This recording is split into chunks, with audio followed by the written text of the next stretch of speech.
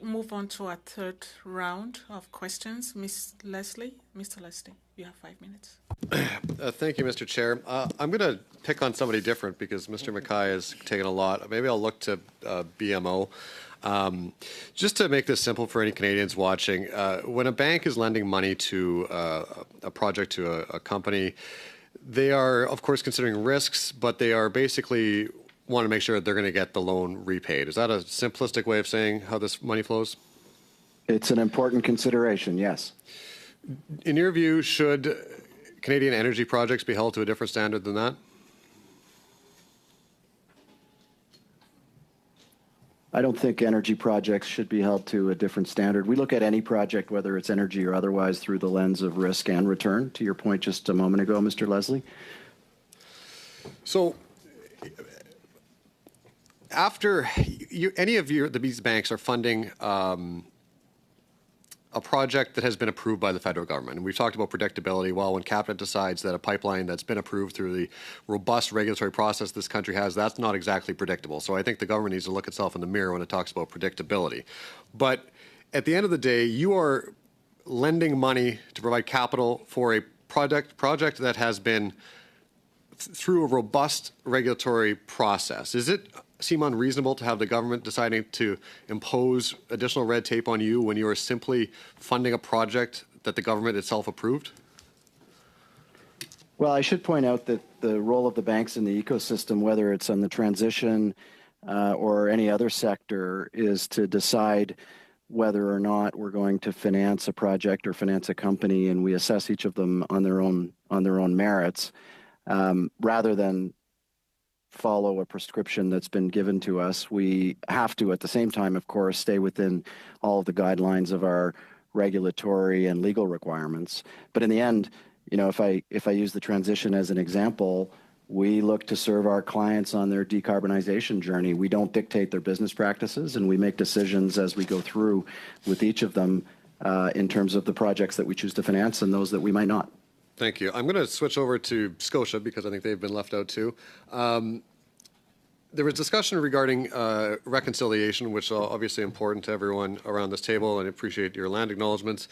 Fort McKay First Nation and Suncor have recently signed an MOU, and so there's been claims made that First Nations seem to not support energy projects. In your view, and I'll happily listen to others on this, is economic reconciliation an important piece of the broader reconciliation conversation, and do you as capital lenders have a role to play to ensure that that happens? Thank you for the question. I won't speak to the Suncor MOU that you referenced, but I do think Indigenous reconciliation and economic reconciliation are connected. And so I think that's important to consider. I also recognize that I think we've made progress in that regard. And some of these equity ownerships from Indigenous communities into pipelines, for example, you know, we as an institution have made great progress with the announcement of launching Cedar Leaf Capital, which will actually bring more capital into the system from Indigenous owned and operated financial institutions. Thank you.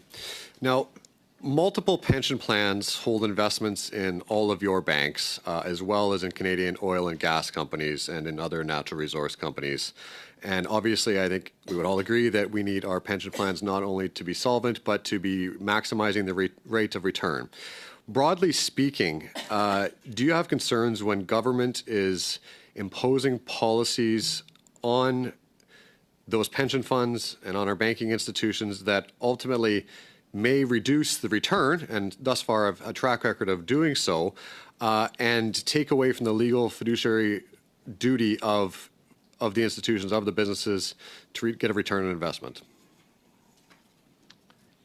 Thank you for the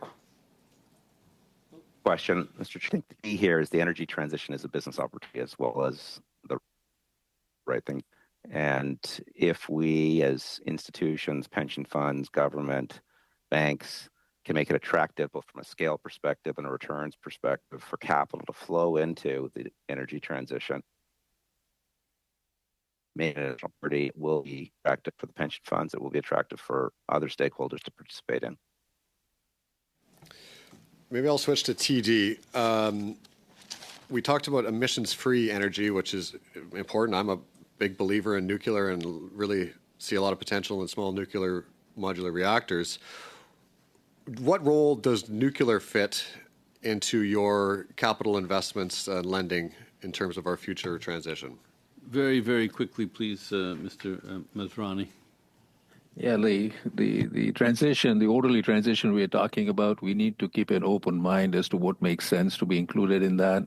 And nuclear can play an important role, and I think you rightly point out that it's something we should be seriously considering. Thank you.